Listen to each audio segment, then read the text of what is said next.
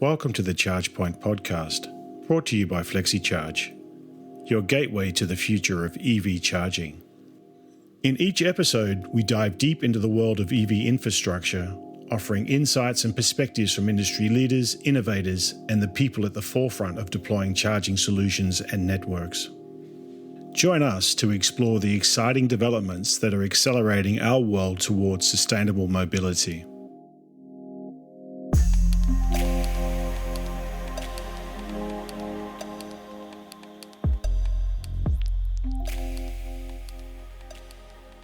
Welcome back to the ChargePoint podcast. I'm Christoph from Flexecharge, and this is episode 18. In this double feature, we're putting the spotlight on something that's becoming, I would say, mission critical for ChargePoint operators: branding and marketing. In a space where technology alone isn't enough, how you position yourself can make or break your business. We start with Dora Clarke, head of marketing at Osprey, a company that's gone from a small team and a handful of chargers to one of the UK's top rapid networks. Dora takes us behind the scenes of their rebranding journey, the thinking behind their bold orange identity, and how staying true to values like simplicity, openness, and accessibility help them earn the trust of EV drivers and landlords alike. Then we'll switch gears to the European continent with Luís Martins, CMO at Powerdot. When he joined, marketing was barely on the radar. Today, it's a strategic engine powering growth across 5 countries. How did they turn destination charging into a unique brand story? And what role does content, internal culture, and storytelling play in driving consistency and scale? This episode dives into team structures, UX design, communication strategy, marketing tactics, and the all-important element of trust. Because in the end, it's not just about putting chargers in the ground, but making sure people believe in the brand behind them. This is episode 18. Let's roll. Welcome to the ChargePoint podcast, to a new episode, this time dedicated to a topic that is very dear to me, which is positioning, branding, and marketing in the CPO industry. And today, as the first guest in this new episode, in the hot seat, I have Dora, who is leading marketing at Osprey Charging. Welcome, Dora. Thank you, Christoph. Why don't we just get right to it? Tell us a bit about your background and your origin story and how you came to be now leading marketing at Osprey Charging. Thank you so much. Yes, I've been with Osprey quite a while. So I have seen the business grown a huge amount from starting about 7 years ago. Before that, I worked at an energy company in New Zealand, one of the largest renewable generators and retailers there. And that's where I first got into electric vehicles and found out all about charging and really sort of fall in love is a is a big thing to say, but became very, very interested in charging and also in the transition to electric vehicles. When I started at Osprey, we had fewer than 10 charge points and fewer than 10 people. So it's been quite a journey. And I started as a marketing manager and I'm now head of marketing and comms. So yes, been with the business the whole way through. But it's such an exciting time. I think every year it feels like this is the year for electric vehicles. And I think potentially we are finally there in sort of 24, 25, now seeing that growth here in the UK. Absolutely, yeah. The UK. We have a double episode about the UK market. So those who have listened know what's been cooking in the UK, and it's only accelerating. It's quite fantastic, yeah. So just to give an idea of the growth, we can just zoom in on your team. So you went from being a one-woman army into how many are you now in your department? Yeah, so we're still a pretty small team within marketing and comms. We're 4 people, but I suppose we work across the business, and whilst we're our own department, it very much feels like we sit in a number of different departments at any one time, depending on who we're working with, and we support the senior leadership and the board to an extent as well because of the high importance of brand and of corporate communications, especially. So yes, and the business itself. I mean, Osprey's now about 60 people. So it's been a huge growth over the past few years. Fantastic. All right. So let's hear a bit more about Osprey Charging. We heard the name many times, and we know it's one of the top players. So tell us a bit more about Osprey Charging. Yes. So Osprey is a UK-wide rapid charging network. So we install and then own and operate rapid and ultra-rapid charge points right from Land's End all the way up to John O'Groats and across the breadth of the UK as well. So we have landlord partners. So we lease land from major sort of retail landlords, big institutional funds who own land, and then we install on that land. And at the moment, and going forward, our strategy is really to install hubs, so large, multiple charge point rapid hubs. And we know customers absolutely love these because it gives them that reassurance there's going to be a charge point available to give them the quick charge and get them back on the road. And then the other element of our offering is we are now buying our own freehold land. So that just gives us incredible flexibility to be able to install and create, I suppose, a space that we want to produce and provide the charging service for customers within something that's very accessible and very beautifully designed as well. Mm-hmm. So, and just a few key figures. So you had 60 employees. So what's the network grown to now? Roughly? Yeah, so we are just shy of 1,300 charge points, 1,300 rapid and ultra rapid charge points across the UK, the hubs that we're installing now. So we're looking at minimum sort of 8, 10, 12 chargers, and we have, I think, so we've got one super hub which is 16 down in Devon on the Devon Expressway, and we've got a couple of other freehold big sites coming this year on that freehold land strategy. Fantastic. Yeah. And so do you have 0 AC chargers really, or do you have some? We don't have any of any in a significant way. What we do have is a long-term partner, Marston's, which is a pub and restaurant chain, but they have some hotels. So with long-term partners like that, where we might give them and operate a couple of slower chargers for their staff or their overnight guests, that's kind of quite a unique case. But no, as a rule, we are purely rapid. Yeah. Fantastic. Right. Great. Thank you. So how let's dive into the matter now. So how does Osprey differentiate itself from other CPOs in the UK market through positioning, branding, marketing? Yeah, give us a bit of a pitch here. And I think this has been something that because I've been with the business the whole way through its journey, I've managed to keep some consistent brand values. And I think that's incredibly important. We're in a market that's expanding rapidly. There's huge numbers of new drivers coming on, I suppose, into an electric vehicle every year. So you have to have some consistency and some very core values that you can, I suppose, grow over time, but they stay the same. So for Osprey, that is, we've always been a very open network and for all drivers. So things like contactless payment terminals, we've had those on our charge points from the very beginning. We integrate with all sorts of different payment methods. So obviously contactless is one, but opening up the network to fleet drivers and to other types of drivers. So for example, Motability scheme drivers, we make that really easy as well. So I think that openness and that, I guess, trying to be the network that is flexible to the way that you want to pay or the way that you want to charge has always been important. And then I think the other aspect is just trying to make things, because it's obviously such a new thing for people, simple and uncomplicated. So simple pricing, uncomplicated branding, the name is easy to say, it's easily recognizable.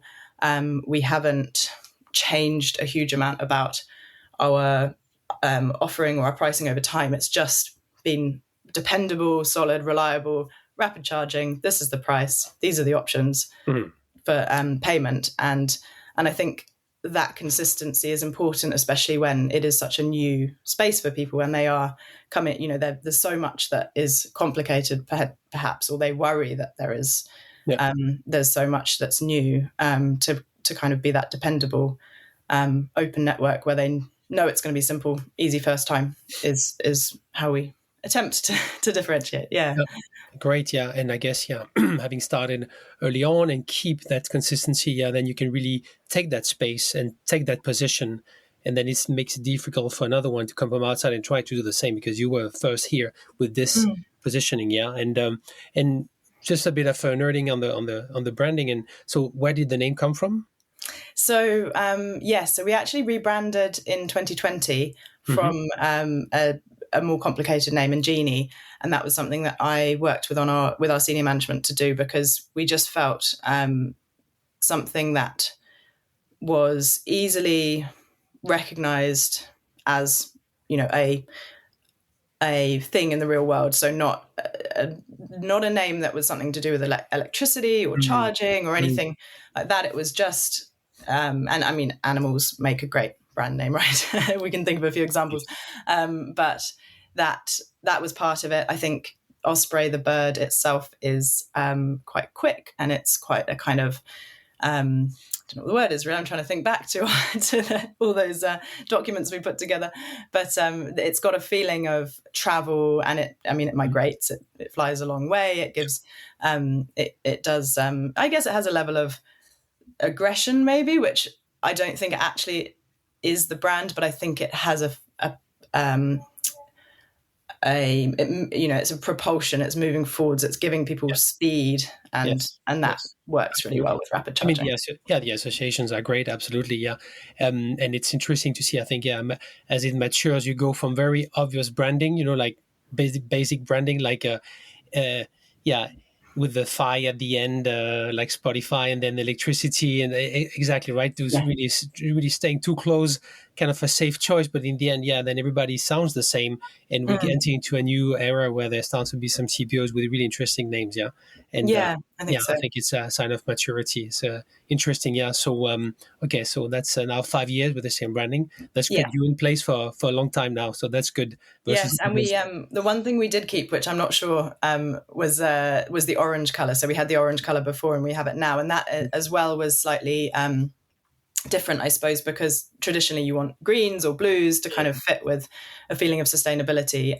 But at the time we did want to keep something consistent through the brand, and I think the orange certainly stands out, and especially across the car park in a built environment, you need something that stands out. Absolutely. Yeah. That's when you see also some OEMs on the EV manufacturer side coming out with the Hero model is in orange, of course, because, or bright green. You want to be seen, of course, and it's differentiating. And again, maturing. Of course, we're into clean energy. We are in EVs, so of course, so the green is a bit like overmade, right? So interesting. That's great. Great choices. Yeah. Anyway, let's move on. We'll probably have more illustration of how you're differentiating with your marketing. So anyway, we're digging now. So what role does branding play in building this trust, which is much needed on both sides of the platform, I would say, for the CPO? So with the EV drivers on one side, and then the partners, retailers, site owners on the other side. Yeah, I think trust really is the essence of brand, isn't it? Trust and how we make people feel.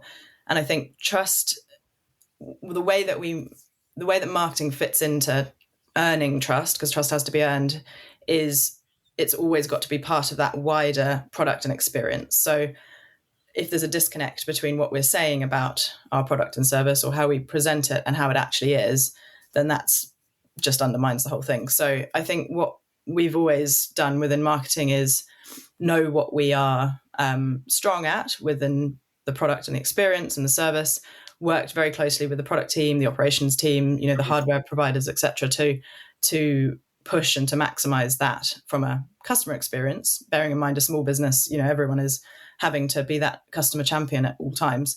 And I think once we know both where we're different, maybe differentiating, but also where we can identify concerns or anxieties that customers have about that product or experience, we will use those to try and I guess talk about how we address them, how they don't need to worry. Going back to that point about everything being very new when it comes to electric vehicles, there are a lot of worries and concerns. So that brings, you're actually almost on the back foot to start with when it comes to earning the trust, because there is both sort of I guess there's trepidation, I suppose, might be the word when it comes, especially to public charging. Yeah. So I think it's trying to get across that reliability, the simplicity, again, that you can depend on us. Yes. And then if you're confident, and we are confident that service, that customer experience then matches what you're telling them, I think that's the most powerful way to earn trust over a long period with customers. Yeah. I think on the partner side of things, it's very different. Obviously, many of them do care about the customer experience, and so those proof points of customer experience are still very important. But I think what they increasingly look for, because they are increasingly very informed. They're not buyers, but informed partners. So where we used to spend a lot of time persuading them that EV was happening, that this is something they should be looking at, we're actually now finding that they know all that. They know a lot about charging, and then maybe they've had partners in the past as well. And then it is more about showcasing your track record, your scale. Look, we've done this before, and in similar situations to your car park, we understand the process, the complexities of building rapid charging infrastructure. We understand what you might be worried about, and here's how we mitigate it. And I think it's really about showing up to them in a professional but very, trustworthy way, right? You've got to walk the walk. Exactly. And in many cases, they have networks within their own communities, professional communities, and they all talk to each other, and that can help as well. Absolutely. Having some case studies and some previous partners. Yeah, and again, word of mouth. Again, of course, yeah, from one estate owner to the next. Yeah, absolutely, yeah. Very clear. So, if we look at EV charging, seeing often as a commodity, so how are you working, and I guess working hard on creating some brand loyalty? Yes. In a market where many people are, I would say, like chasing the good price, the good offer, right? I think it's a fantastic challenge. So how are you working with this? It is. And I think it's a challenge that the electricity retailers know particularly well, right? Because for them, it's almost even more commodified. I've been there, absolutely. Same. I was in a venture and a retail B2C electricity retailer. So yeah, I know. Yeah. Tough. Exactly, and same when I was in the energy company in New Zealand. It's really difficult. I think with charging, it is a little bit easier to differentiate because you have that overall experience within a physical space, which is different depending on the charge point operator. And I think obviously there are hygiene factors that every charge point operator should be getting right, and many do. I think then you've got convenience and you've got location. So how many locations do you have? Are they in places where people want to spend time? And that's probably something I should have mentioned in differentiating, but trying to, for us, it's about, so we're not on any motorway service areas, any service stations. We are in retail parks and leisure parks and with pubs and restaurants and and they're all great sites that are near very, very busy roads, but they're not usually officially service areas. And so, of course, from a convenience perspective, that might seem like a downside, but I think there is an upside, which many of us who travel long distances will enjoy. So actually finding a place where there's a farm shop or a garden centre or something that's just a little bit more of an enjoyable experience, especially if you have children, or you just need that greater break. But even if you don't, most people need a coffee and a toilet stop. So I think being able to consistently and provide that in a good environment is something we focus on from the marketing perspective. Again, got to go hand in hand with the real experience that people have. And then I think the other, once you've got to the location and you've got that convenience and you're there is still, and into the future, there will be opportunities to have, whether it's the way that the charge point is used, which should again be very, very simple, but if it's an app, for example, there's loyalty that I think we're going to come on to maybe a question about loyalty and brand retention by using that kind of system, but that is where you can provide more to your customers, I suppose, and more value, whilst keeping, for us, it was keeping it simple, not overcomplicating, not pushing them to try and run before they can even walk with their EV. But I think as the market matures, there's going to be more of those offerings that add value on top of just, here's a plug that gives your car electricity. It works. It's fast. Yeah. Exactly. Yeah. But are you sometimes running how are you working with pricing? I'm just a bit curious. Within the UK, you have a lot of volatility on the prices. So dynamic tariffs, something we talked about also in previous episodes about the UK. So just a few words on this. How is this component being looked at? Yeah, absolutely. I think it's certainly gathering pace in terms of the CPOs in the UK. We have that simple, straightforward price across the board at present, but certainly other CPOs are doing overnight pricing, or perhaps they have subscriptions, or they have other methods. I think it's tricky because it is early days and we're early majority. So the way that people driving an EV now might be using their EV or charging is still, I think, mature. It's still developing. We have our own software platform which manages our charge points and manages our customer accounts, called Osprey Iris. And we have, because that gives us a huge amount of data and a huge amount of control over what we do, I think our strategy at this point is we're still sort of keeping an eye on it, working it out. And you've got to balance all sorts of things, right? Customer retention against the commercial side of things. And as you said, with pricing being as it has been, it hasn't perhaps felt like the right time commercially. But if we get a bit more stability, I think that is, we've all got to be looking at that. Yeah. And it's a difficult one for those who try to be maybe the cheapest one, right? For example, that's also seems to be fragile and difficult to work with. So and installing rapid charge points is incredibly expensive and incredibly capital intensive. So Oh, absolutely.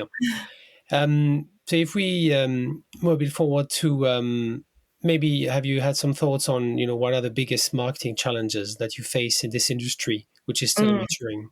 Have you thought of some challenges? Yeah, I think it does go back to some of the points that we've been talking about already around the fear, people starting from not a point of fear necessarily, but a point of this charging, especially rapid charging, being totally new and unknown. And so I think the marketing has to address or cover off that before it can sort of get to the next level of maybe more creative and fun stuff. You've got to cover up a lot of functional first to reassure people. Yes. So yeah, I think that is still a bit of a challenge. I think, however, you start to see opportunities to get past that. For example, we work with a couple of brand ambassadors who are Instagram creators, and that has been a really lovely way of I suppose just taking all of the technical stuff and just making it simple in the words of someone who themselves can express it well and has a good followership. And I think that we need to start moving more to that, rather than focusing a lot on things like it's a 300 kilowatt charger or CCS Chatamo or any of that stuff. That just needs to all exactly. go, and we just start treating consumers as consumers, informed consumers. I think that challenge hopefully is kind of on the waning. I think brand awareness is another one that is a challenge, because again, we've in the UK, though the sales numbers are amazing. So in February, I think it's 25% of electric vehicles sold of all cars sold were electric. Yes. The total number on the roads is still only 4%. So actually, when it comes to who cares or knows about charge point operators and networks, it's such a small proportion of the population. And then there's a marketing question or branding question of how much of the 96% are you going after? And how do you identify the people who are coming into an EV maybe in the next 6 months, 12 months? Who are they? Yes. And we tend to focus a lot on consumers and retail drivers, but actually most of those people are going to be business drivers and fleet drivers. And that in itself is a challenge, because those people, I guess, for them, it's very much a part of their job, or they're given a fleet card, or it's exactly, they don't choose. Yeah, They're exactly. just going to get it handed out, right? So it's about identifying also the companies that are making the shift, that are greenifying, so to speak, their fleet, right? Exactly. And the buyers. Yes. Yeah, and having those fleet integrations, which actually, that's not so much a marketing thing, but having those fleet integrations and being able to offer it is actually the best route to those customers. Absolutely. So, knowing what you can and can't achieve with marketing potentially. Yeah. Well, and so I guess, I mean, that's not only due to being a young industry, is you have really a classic. You both have B2C and B2B to work on.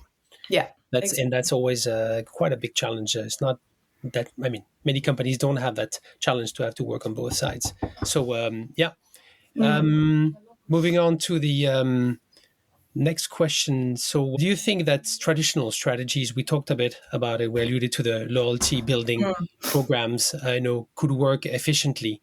Or do you think they have to be a bit reinvented to be applied in the space as we consider introducing them? I think traditional marketing is tried and tested, especially when it does come to that consumer audience. I think if you have an unlimited budget, obviously there's a huge amount that is effective, especially at that brand awareness level. I think keeping it simple, going back to that idea of let's not push everyone to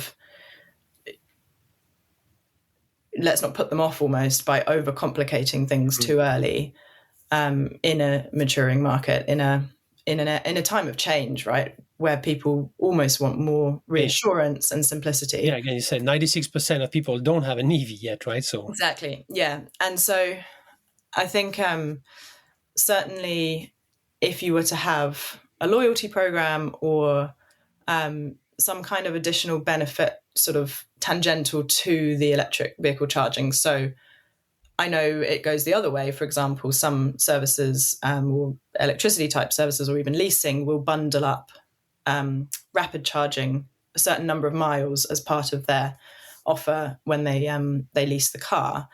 And I think that makes a lot of sense, because you are directly addressing that person's concerns and needs, and you're saying, here we go, we have a partnership with this rapid charging provider, you get 400 free miles or 500 free miles when you get your car. And it actually really helps them, because then it's easy, they go out, they use those miles and they get that experience, confidence, and then they can do it themselves next time. So I think where it does fit like that into the sort of ecosystem of learning and having an EV early on, it works really well. I think at this stage it's still keeping it simple and still having to think about that customer and what they are worried about at that moment in time. But in the future, and I think the EV charging as a commodity and making it more fun, gamifying all those kind of great digital and app-based possibilities, I think that will massively take off. But I think it's tricky to know when, and I suppose how to do it well at this point. Again, still working out exactly how people are going to use charging across the sort of charging ecosystem. For sure, yeah. I'm thinking that's, amongst charging hubs on competition level, I mean, it will a bit be similar to the battles that have been between petrol retailers, right? So why would you stop on that turnpike and not the next one? It is about points, experience, the convenience store associated, and so on. Yeah, so it's a different dimension. Yeah, I agree. Yeah, I think it's there's still a lot of room for evolution. So I totally agree. So I think we allude a bit to it. So but how important is digital marketing and the app-based engagement in acquiring, retaining customers? I mean, how much you make out of it, or how do you see? Yeah, where is it going?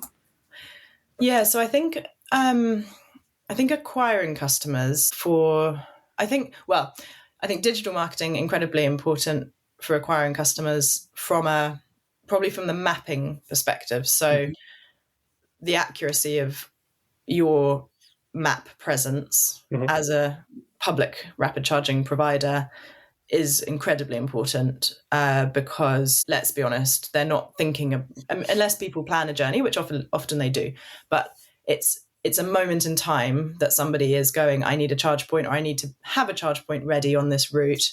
And that moment is the time that you need to show up, whether it's in, whichever map they're using, or it's their car sat nav, or it's Google Maps. That accuracy and being, being in every single one in your most effective form is important. I think then the app has a role for retaining customers insofar as it adds extra value. So as I said, we have contactless bank card readers on every single charge point. So the question is always, why would you use the app? And we know reasons why people do, whether it's, people like to be able to see the availability before they arrive to make sure there's availability, or they might get a receipt, or they might need charging history so that they can expense receipts or provide their charging history if they use their car for multiple purposes. But beyond that, I think, as we've talked about already, there is so much more value that we could provide.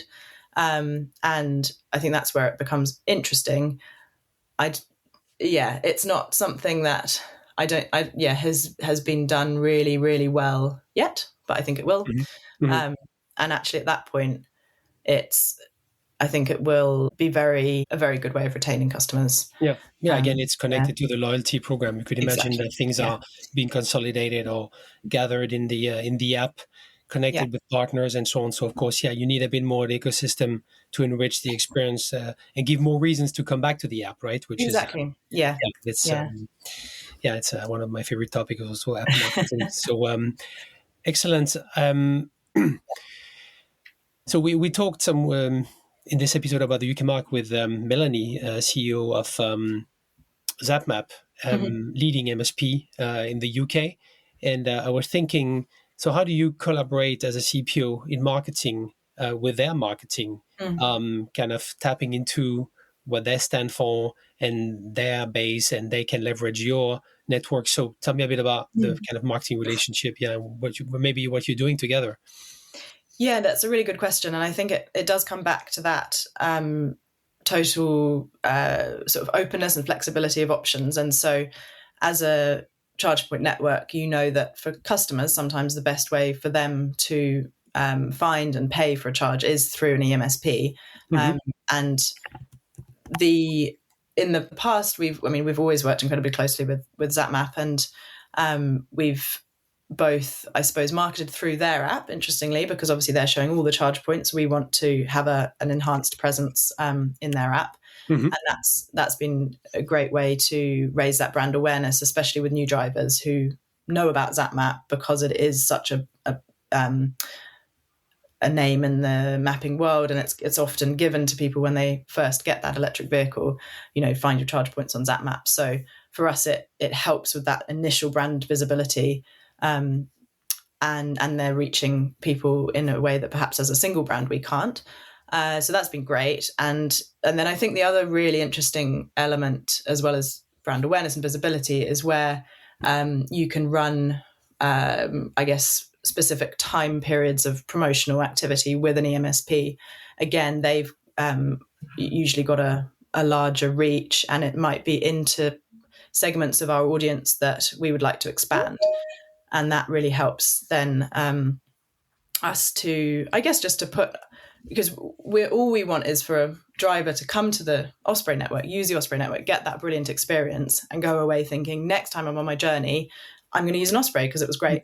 So we know EMSPs have that broader audience in many cases, and especially in And we know those audiences are ready-made EV drivers and users of the public network because they're with the EMSP. So in the past, we've worked with Octopus Electric Vehicles, the Electroverse app as well, to run a sort of time-limited promotion, and that's been really really effective. And they had some great, obviously, Electroverse wide, not just with Osprey, but they've had plunge pricing, they've had certain different tariffs, and it means that we learn as we go as well. If they're running that, we collaborate with them, we understand the results, and we think, okay, how could we maybe apply that in the future for ourselves?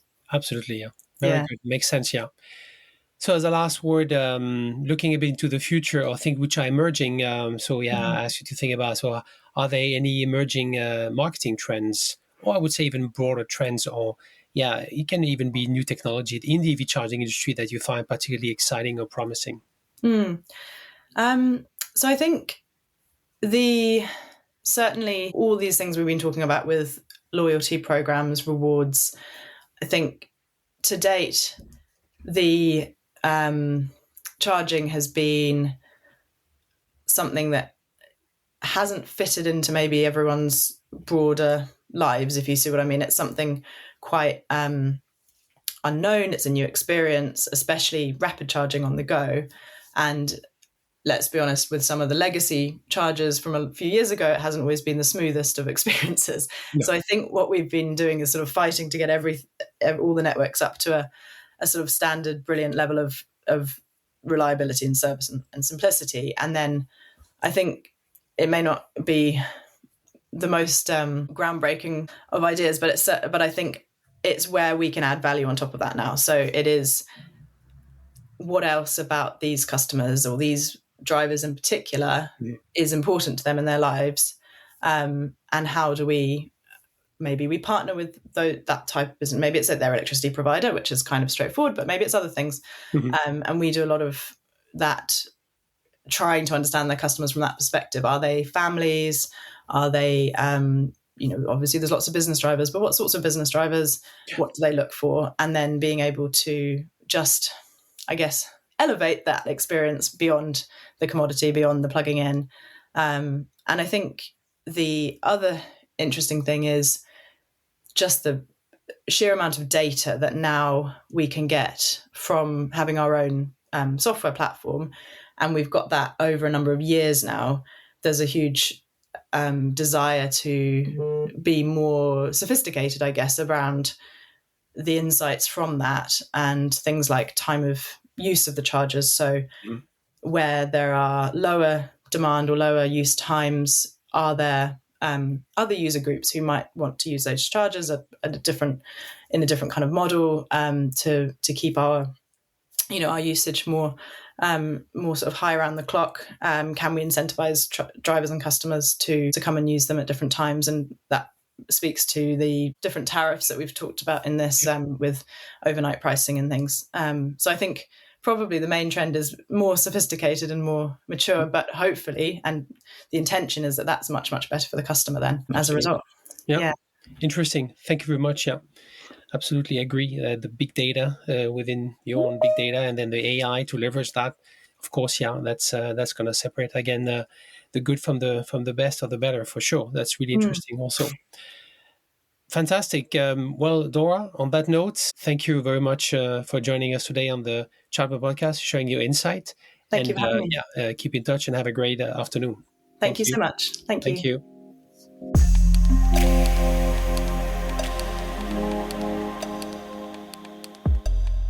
Welcome back, everyone, to this second conversation in this episode about branding and marketing in the CPO business.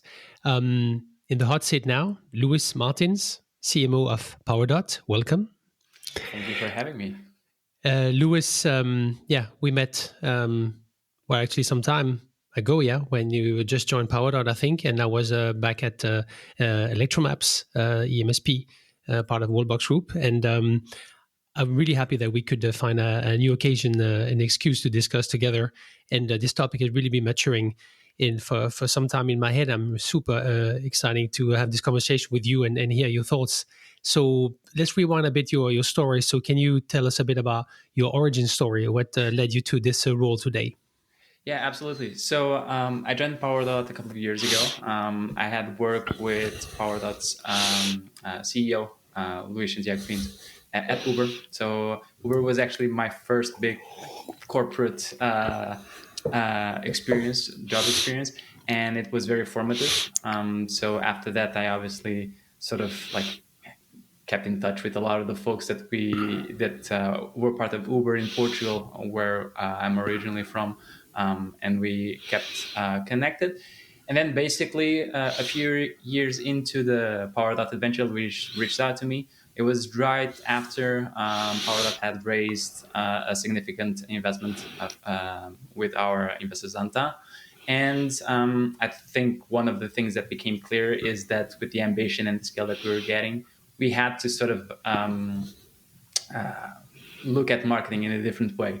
PowerDot is a charging point operator, so we basically make sure that whenever a user needs a place to charge, there's a plug available for them. And we are very much focused on destination charging. So there's also that part of the story that we would need to explain to users and to explain also to our partners and within the industry. So a lot of it was the need of bringing power that bit closer to not only the industry but the partner and the user audience. We are now present in multiple markets. So we started in Portugal. We're now in France, in Spain, in Belgium, and in Poland. And we are very much focused on this idea of destination charging, but I'm sure we'll get into it throughout the conversation. Yeah. And in terms of key figures, so how many chargers do you have how many charge points do you have today? So today, 9,500 operational charging points across Europe. A big chunk of these are in France. A very significant portion of these are in France. We have the goal that until the end of this year, we would reach 15,000 charging points operational across Europe. We have been at a deployment pace that allow us to be confident on this. And we obviously want to continue this growth and the deployment across all markets. Portugal has been historically one of the strongest markets. And then like if you look at a market like Poland, an emerging market like Poland, you will hear about PowerDot when you go to a supermarket chain specifically called Biedronka, where in this partnership we are installing more than 600 locations. So by itself, this partnership will triple the fast and ultra-fast charging infrastructure in Poland. So that's sort of the scale that we are now operating, and also drove the necessity a few years back to look at marketing and what marketing could bring to the table. Absolutely. Yeah, we'll come back to that. So let's look at this. So how has the role of marketing, in a CPO evolved the past 3-4 years? How do you see the evolution? So I think there's been a couple of things that have been happening within the industry that sort of necessitates marketing to be a bit more upfront. Specifically, whether you're talking about the CPO or an EMSP, I think there's parts of the business that were very much already present within the marketing landscape. Specifically, the OEMs were already doing a lot of work there. But one of the things that becoming increasingly clear is for users to adapt massively or adopt massively EVs. Charging was always a challenge. Charging was something that wasn't completely clear, something that wasn't as straightforward or as easy to understand as other parts of owning an EV. And because of that, I think everyone sort of realized the necessity of clarifying how it works, why it's a good idea, why it might be even more interesting. In our perspective, for instance, destination charging is even more interesting than what an ICE putting gas on your tank kind of experience could bring. And a lot of it, I think, came through that. The industry evolved, and with that, new needs emerged. I think specifically talking about PowerDot, the scale and the ambition that we wanted to operate and are currently operating also necessitated growth coming from different areas that we were at the time not necessarily too focused on. I think a lot of it came with the responsibility towards our investors of making sure that we had a scalable business, something that could grow, but also towards the users. So a big part of my day-to-day now is also focusing on the experience of going to a Powerdot location and charging your EV. So all in all, I feel that marketing has evolved across, again, specifically these players, CPOs, and specifically MSPs as well, on as growth levers, as ways that not only more people could discover, but more people could actually see the value of doing the transition from an ICE to an EV. Yeah, so exactly. Yeah, so you could say, yeah, it's right. I've thought about that. Yeah, CPOs in parallel, because it's like the chicken and the egg, right? It's like people will buy a car, even EV, if they are charging stations. And of course, you know, who goes fast? We don't want to go at the same pace and have, you know, empty stations ready and then no EV coming. So, but yeah, it's definitely a shared responsibility for CPOs with the OEMs to educate and, yeah, attract people to switch it to an EV, right? Yeah, and also like demystify a bit the complexity of it, because I think overall, whenever there's a transition, there's a moment of unclarity, a moment where no one really knows, or no one was really focused on explaining how it works, on why it's a good idea, or doing it in a way that for a user, for a consumer that is not an expert, understands. I often revert to that idea of like the way that, for instance, when the iPod showed up, it wasn't about the gigabytes or whatever it was. For the mass adoption, you had to explain that there was 1,000 songs in your pocket. And those are sort of the strategies that for a normal consumer, someone that does not want to understand the ins and outs of an EV or EV charging or whatever it is, to understand the value proposition there. So a lot of our work nowadays goes into that direction. Yeah. So let's look at how branding has been managed historically at Powerdot. Can you go back and now 2 years, and you knew what was there before you joined, and so tell us about branding. Yeah. So in all honesty, when we're talking about a company like Powerdot, at its core became as a small startup in Portugal with very, very small ambitions. So the story goes that in the first decks that the team was preparing, we were hoping to have 80 locations in by 2023. And when we got to 2023, we had operational already a couple of thousands of those. So very bad at doing estimates there, but very good at putting chargers on the ground. Branding was not the core. So branding was not that like the top priority. The top priority was putting chargers on the ground. The top priority was making sure that they were up and running, operational, that we had enough infrastructure and enough scale to also gain efficiencies out of it. And branding was not an afterthought, but it wasn't necessarily at the core of it. At that moment, it became very clear that for our growth, for the next phase of growth, explaining better our value proposition, and explaining better what we did. And for instance, destination charging by itself was something that was fundamental. So the first thing that we sort of did when I joined was to sort of evolve the brand. There was a rebranding moment. We clarified also how we operate and how we explain our story. Specifically, like we used to have a lot of decks where we would explain what we did by, it's a zero capex, zero opex, blah, blah, blah, blah, blah, blah, which was very I remember convoluted. Don't get me wrong, that's definitely part of what we did, but it wasn't the whole story, it wasn't the whole vision of what Powerdot could bring to the table with destination charging. So a lot of it was finding the language, finding the grammar to actually, for the team to be all at the same page and explain what we did in a way that anyone could understand, whether you are a supermarket owner that never heard about EV charging and might be considering putting some chargers on the ground, or even a user that is thinking about changing from an ICE for an EV, but is unsure. The language needed to be simplified, and it needed to become clearer to everyone what we did, and that sort of was the shifting moment. Another part of it was even internally doing a lot of work, clarifying the mission, the vision, the values of the company in a way that anyone at Powerdot knew what we did. Also, being brand guardians. I think that's one of the big things that no one was playing that role internally. Of course. In the same way.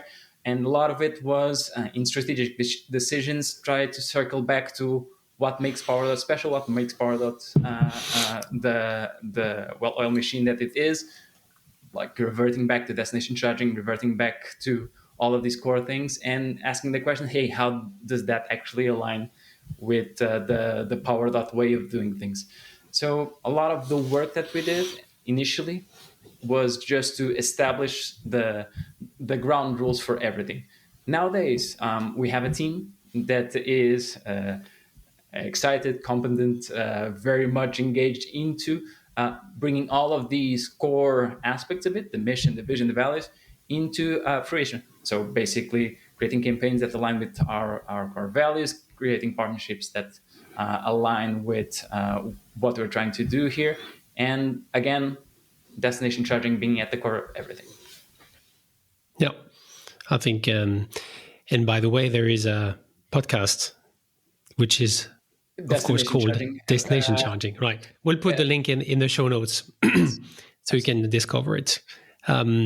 Great. So, and so that's always interesting. So when you started at Powerdot, how many people, what was the structure, and then how is it today, just to give a perspective on the evolution?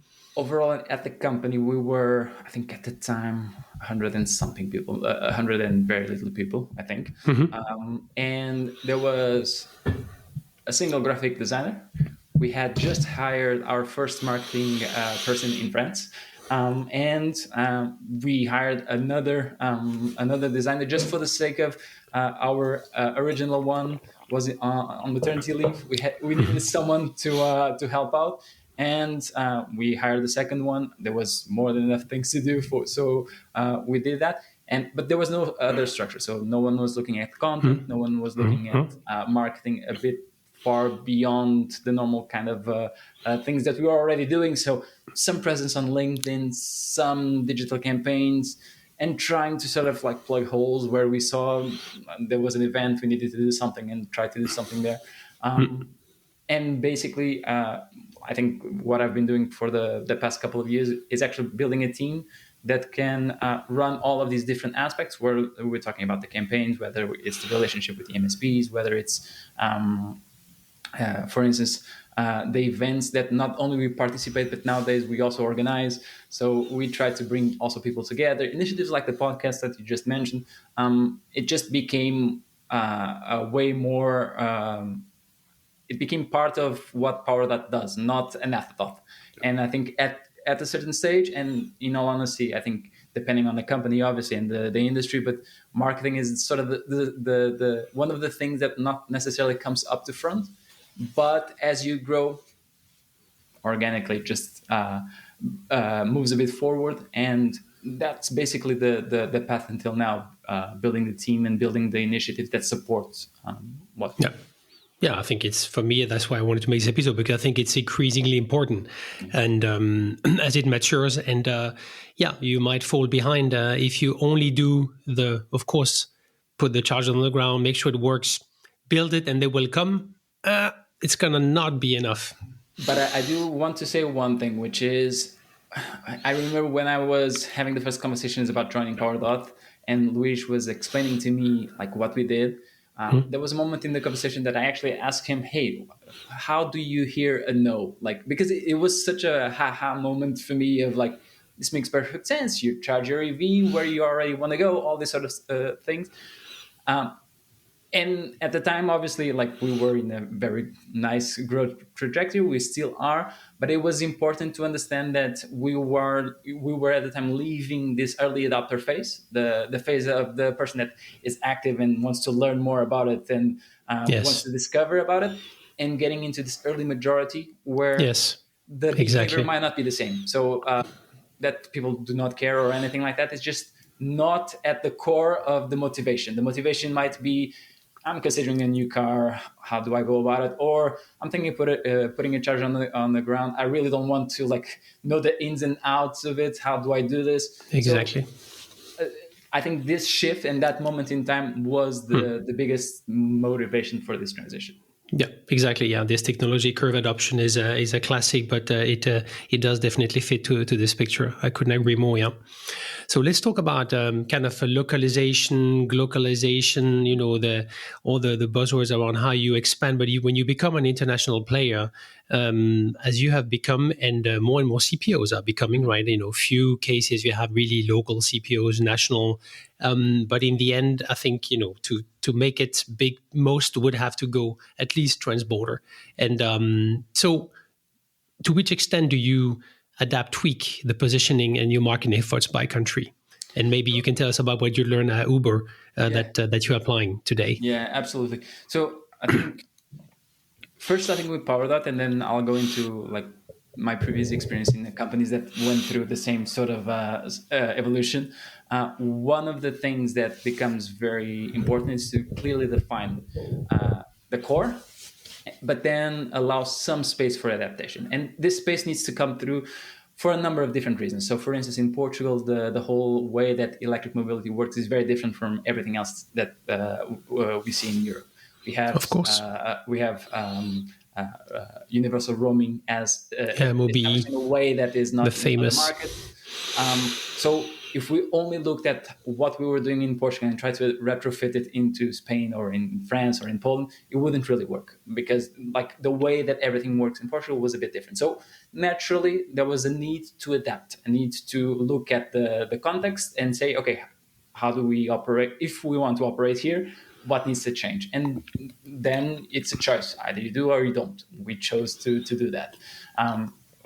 Another part of it is the level of maturity that the market is. So if you actually compare, I'm just going to use these two as a comparison here, but if you look at France and if you look at Poland, there are at different stages of maturity within the industry, right? Not only in EV adoption, but also like in the EV infrastructure deployment, completely different stages. So it will be also a bit foolish to try to retrofit whatever we're doing in France in Poland, just because the context is completely different. So there's definitely a need for adaptation, a need for looking at the market and adapting to the specificities. Now, there are things that are sort of non-negotiable. Our positioning, so this idea of destination charging was not something that we were able to sacrifice because of the market context. That clarity of focusing on destination charging was the secret sauce, to be honest, until now, for our growth. The idea that we want to do this thing and we want to do it really, really well, that was actually the differentiator. So when we went to other markets, that's what we brought. Everything else had to have some adaptation. And a lot of it, and I'll go back in time and to the Uber times.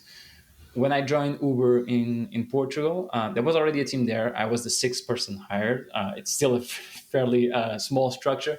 But one of the things that became very apparent was that Uber was designed for hypergrowth. And hypergrowth at Uber meant, like when Uber was launching a market, it was normally a structure of three people: a GM, someone doing marketing, and someone doing ops. That was it. Normally, you would have a launcher, someone that sort of like parachutes into the market, find these three people, and then moves on to the next one. This sort of flexibility and this sort of agility, I think, really echoed or really stayed with everyone that worked at Uber. You actually sort of simplify and look at the essence of it's needed for a company to establish itself. And then, obviously, the experience of riding an Uber in Portugal and in Spain or in France or in the US could have some details that were slightly different, kind of products that were there, or even the number of cars that were on the road and using the Uber app, all of this sort of stuff. But at the core, the experience would be the same. Tap a button, get a car. That was it. So for us, I think at Powerdot, we also went through this exercise of sort of looking at what was core. Okay, cool. Destination charging is core, so that's where we don't make compromises. But then in some other cases, we had to, and we adapted to the local realities. A couple of examples, like in Poland, we very early on started putting payment terminals on the ground because it was a necessity. It was something that needed to happen. So we did. So that's sort of like the approach here. Now, as we grow, more and more scale plays an effect here. So now when we think about launching a product feature or doing an initiative, we don't look at it just from the perspective of doing it in a single market. We also evaluate of the impact that specific initiatives can have across all markets.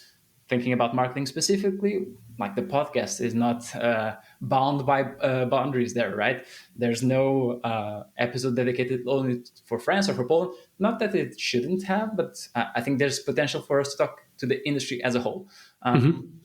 When we think about launching product features like auto charge and things like that, we don't look at doing it just in specific markets. We'll roll it out across as many markets as we can, because the efficiencies of scale that we now have really shine through if we don't think small and we actually think a bit larger than that. But do you then have how do you proof your messages for the Polish market? Because do you have a part-time or full-time person that is Polish, like a local marketeer? We work very closely with, for instance, in the case of Poland, we work with the GM, the general manager for Poland, very closely, and we have a contractor that does PR and comms for us. So we have someone that is embedded on the ground, knows the industry, has experience, and looks at opportunities very specifically. So, and that's something that we've been doing from the start. So we don't have a global agency, for instance, doing everything for us. We prefer to have, in some markets, someone on the marketing team dedicated to that. And when we don't have someone dedicated, we have partners on the ground that know the industry, that know what's relevant in different markets, what sort of like media, for instance, is important to be part, events that might be important for us to attend. And we use these extensions of our team to become local, to become way more specific to the market context. Makes sense. Absolutely, yeah. Great. So it's not all about B2C. We know that. Then you know the challenges. As a CPO, you have the both sides, so to speak, of the platform, of the marketplace. So maybe a little digression on the effort that you're putting into B2B marketing. Can you talk a bit through how you approach B2B marketing in the big picture? Absolutely. I think one thing that I haven't done yet is to explain destination charging in the best way possible, because it comes very natural after you understand destination charging. So destination charging is this idea that, like, one of the most convenient ways one can charge your EV is not necessarily going to a specific place to charge it, but charging wherever you already want to go. And in some cases, or in most cases, people would like to go to the supermarket. They might go to a shopping mall. They might need to go to a specialty store, like a sports store, something like that. And they're going to spend time there. They're going to spend 20, 30 minutes, 10 minutes, an hour, whatever it is. But they're already going to park their car there, and they're going to use whatever services are available there and do their shopping. So destination charging is putting a charger in these specific locations, in the places that people already want to go. There's this idea that people talk a lot about when they get, or they're thinking about the transition to an EV, which is, but I need to wait 40 minutes, an hour to charge the car. And we believe that you're never waiting if you're already in the place that you want to be, doing the things that you want to go do. So if you think about, if you want to do your shopping, if you have the opportunity to charge at the same time, you're not really waiting. You're doing your shopping. And by the way, the car is charging. A bit like with your smartphone, right? Like when your smartphone is out of battery, you don't stop what you're doing and look at the phone charging. You just move on with your life. You plug it in and you move on with your life and you do whatever you wanted to do. So with that comes this idea of, we have these partners. So these supermarkets, supermarket chains, restaurants, shopping malls, all of these places that people already naturally want to go. And what we do is we partner up with them. We install and operate the chargers in their facilities, in their parking lots. And we create partnerships that might last 12, 15, 20 years to run these locations. We also focus on fast and ultra-fast charging because we see that a lot of people use these locations and these opportunities to charge as a way to extend their range. So, for instance, if you get to a location and you have, 40% of battery, the time that you're going to spend doing your shopping might be enough to reach 80. So it basically means that you'll have enough power to get to whatever you want to go next and charge there as well. So maybe you go for a movie at the end of the week, and then here's another opportunity for me to charge my car. And as we see people, again, moving from this early adopters to early majority, when you go to the early majority, most people will not have the opportunity to charge at home because they might be living in like apartment complexes. I was about to say, be able to like charge it overnight. So this becomes the way that it becomes viable to them. All of this context is very important because the natural consequence of this is that we need to have these partnerships with these businesses, and a lot of our efforts in marketing actually go towards B2B, goes actually to acquire these new partners, identify the locations that make sense for us to invest in, because again, we are the ones investing 100% of the capital required for the installation. We also need to have a viable business, so we need to have a high degree of confidence that it is a good place to put the charger on the ground, to make sure that there will be demand there, all of these sort of things, and then ultimately move forward with a partnership. On the marketing side, what do we do? So we do a number of different things. First of all, we are in specialized media that basically allow us to be top of mind if you have one of these businesses and you're considering potentially to do EV charging in your location. Powerdot wants to establish itself as the obvious option for one of these businesses to work with. And a lot of it nowadays is a bit easier because we have a scale that actually allow us to show the receipts of actually we have the experience of doing that, all this stuff. But in the beginning, we didn't. So a lot of it was to showcase what we could bring to the table and work on putting the word out that Powerdot exists. Powerdot does this sort of thing, and basically, you can trust in Powerdot to operate the EV charging infrastructure in your location. And we did this through PR, tactical PR. We did this through events. So we would go to places that our potential partners would be, not necessarily the events within the industry, but more for the events where our potential partners would be. That was But have you been going to MIPIM Cannes, for example? Yes, exactly. So those sort of events. So real estate events where the folks that actually own and operate these locations that we would like to be present. Yeah, exactly. To actually be there and actually say, hey, we have these sort of services. We work with these sort of companies. No, exactly. And that's sort of at the core of the B2B initiative that we will do. And then there's this thing that is also important, which is when we're talking about a partnership that will last 12, 15, 20 years. With the leasing. The job doesn't end with a contract signature. The job actually needs to continue for that period of time.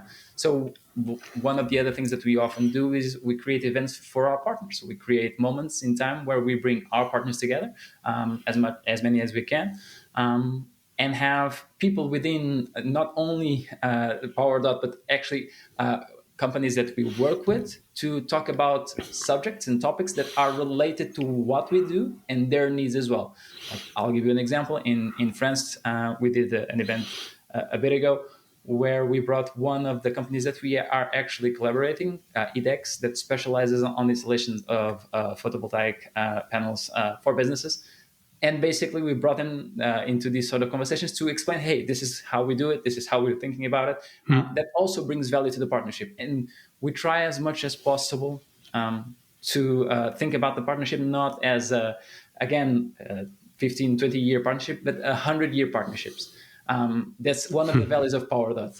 And the kind of decisions that you need to take or the kind of thinking that you need to do when you think in such a long term is completely different if you're just like chasing the easy win of like, oh, I just need the contract signature and that's Correct. it. You need to like put a completely different level of effort to sustain such a long-term relationship. Absolutely, so a lot of the work that we do is not only on the acquisition side, but actually making sure that these relationships building really long lasting. So it's really you say partnership a lot in the few last minutes. So it's because you're driving marketing and partnership. So why does it make sense to have those both caps, those double responsibility? I think it goes back to even the beginning of the conversation, right? Like where the language that we were explaining ourselves to potential partners was not there yet. So the zero capex, zero opex, very opaque way of talking about the value proposition of Powerdot was not there. And a lot of the work that has been done since then is to clarify that. My first taste of partnerships actually started with this team that we call internally partnership success. This idea that we have a team dedicated to the success of existing partnerships, making sure that partners are happy, making sure that partners are getting the support that they need if they have questions. A lot of them actually more and more so want to expand. A lot of them actually have a certain number of charging points. And when you say partners here, we're talking about, well, the site owners, right? So Yes, that's exactly. They also go on the partnerships, right? Yes. And so it's also your responsibility to keep them happy and grow and make them grow. Yeah, absolutely. So we look at their locations. We see if there's things that we can do to optimize the experience. We already talked about this, but obviously through our fear, there's this need of putting payment terminals on the ground. We don't look this as a need. We look this as an opportunity to actually have a different kind of audience using our EV chargers. Some of them might not be as familiar with MSPs. Some of them might actually prefer to just like pay with their credit or debit card. So all of these strategies that we are looking into to make sure that the existing partnerships extract full value. And then the other part of it, which I think is quite important as well, is that, and I was sort of going into that direction, a big part of Powerdot growth will not go necessarily through the new partner, will not come through the new partners that we're going to acquire. Actually, it will also come through the existing partners. So we now see a lot of our existing partners, specifically in Portugal and in France, coming to us and asking, hey, actually, like looking at the utilization that we are seeing here, looking at the installation that you guys did initially, maybe there's an opportunity to expand. And we also recognize these opportunities and try to expand whenever it makes sense. So all in all, that was sort of the starting point. Luís, when we talking expansion, are we talking both about on the site, so more chargers, and also like new locations which they also control? Potentially. So we have in a few markets referencing deals. So meaning that chains of, for instance, supermarkets, if there's a franchisee that is thinking about putting a charger on the ground, Powerdot is the preferred partner. That's something that is sort of like a standard practice within the industry, and specifically in the franchisee world, it makes sense because when you go to the negotiation table as a potential of 600, 700, 800 stores, it's completely different if you just go by yourself. That being said, we also have partners that are single location owners, meaning like a restaurant or something like that, that is interested on putting a charger on the ground. But yeah, when you think about partners, we're thinking about these sort of businesses, the folks that actually own the space where the charger is installed. And then the way that we make this work for everyone is through revenue share. So part of the revenue that we generate, we share obviously with the site owner. But obviously, having EVs is also a strategy to attract users to the location, because some people might go because it's their routine, but some of them might actually, I just need to charge it for like an hour or something like that. And since I'm here, I'm not going to stay on the car. I'm just going to go to the shopping mall, I don't know, have a coffee, browse a bit the stores, and then I might be buying something. So this is also something that we believe that we can generate value to the partner by putting this infrastructure there and providing that's obvious, yeah. And are there other types of partnerships which I was more thinking like third-party partnership, right? That you're also looking into, not the locations, but something else, a brand that you're collaborating with that fits, what kind of things, just to mention an example? I can give you a couple of examples. So one of the most common ones that we normally do is with EMSPs. So as a CPO, we've decided that we do not want it to become an EMSP. And that's right. That's a specificity from Powerdot. That's right. You don't have your own app, right? No, and that was from the ground up a conscious decision, mainly because we believe that first of all, we have a good alternative to that. So we have ad hoc. So if you don't want to download an app, there's QR codes in our locations. You can scan those QR codes and you can charge. So that's not a boundary for you to be able to charge.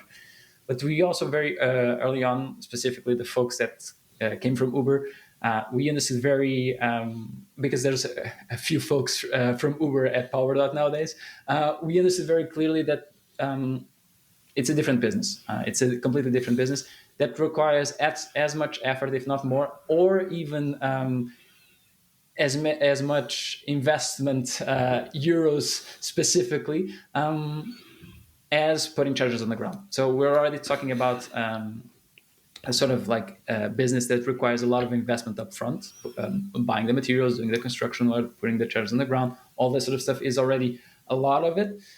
And we very early on decided, okay, we're not going to compete in both sides. And that has been, in all honesty, I think one of the secrets for our growth across all markets that we operate, because we are just thinking about this single aspect of it. So this is a way. We are extremely collaborative with the MSPs. We basically try to do as many campaigns and as many initiatives with EMSPs as we can. We try to do as much as possible peer-to-peer integrations, because we believe that there's value on having a direct relationship with the MSP. It allows us to do different things, and we've done different sort of campaigns and things for EMSP users as well. But then we have other sorts of more strategic partnerships. One of them, like we are just completing now, a campaign with Aon in France. So that's the sort of thing that leans not necessarily just on discounts, but leans also on value, meaning that if I go to Powerdot, I get some benefit if I go more often.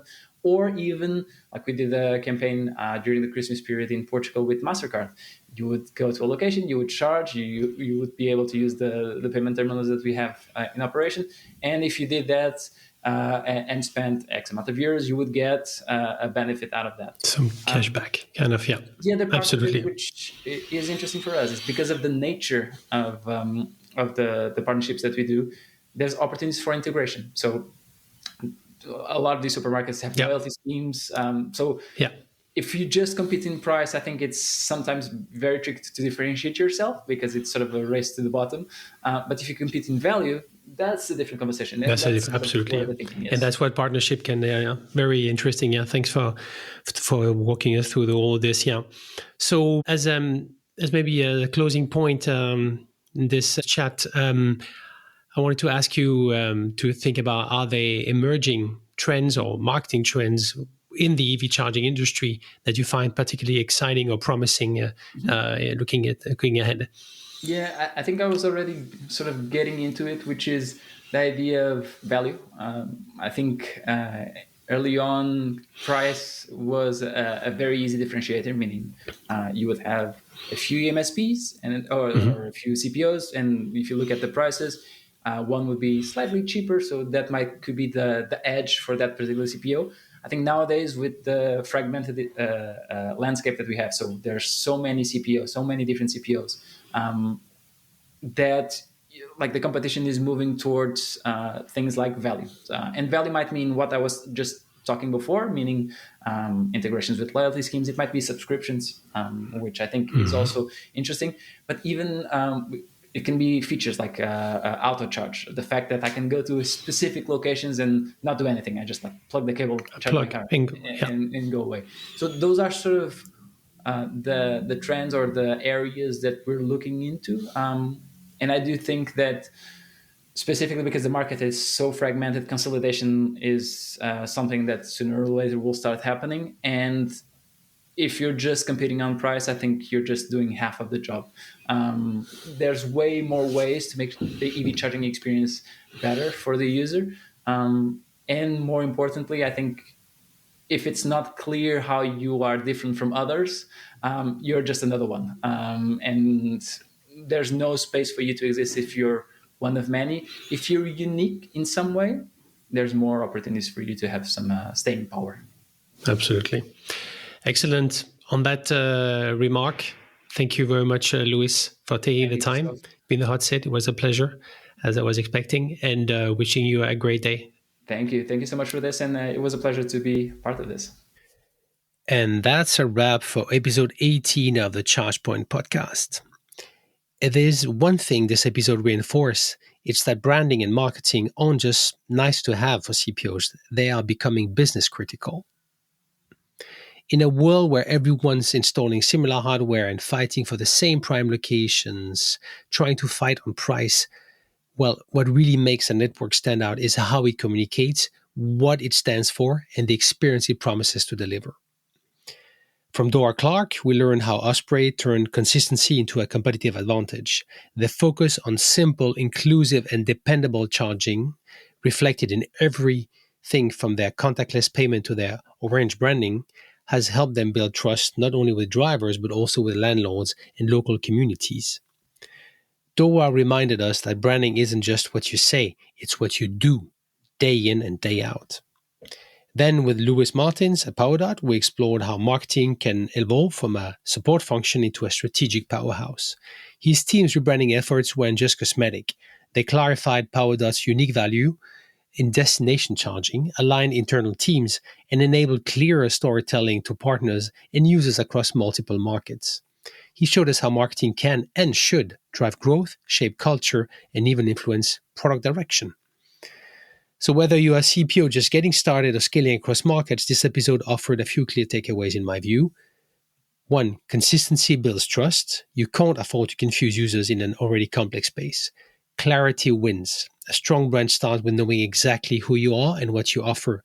And 3. Marketing is a growth lever, not just a cost center, but a way to reach new users, secure partnerships, and strengthen your competitive advantage. At the end of the day, chargers might deliver electrons, but brands deliver confidence. If you found this episode valuable, please share it with your team or fellow EV enthusiasts. And hey, please don't forget to follow, rate, give stars, review wherever you listen. It really helps us keep the podcast rolling. Thanks for plugging with us. Until next time, stay safe and fully charged. Bye-bye.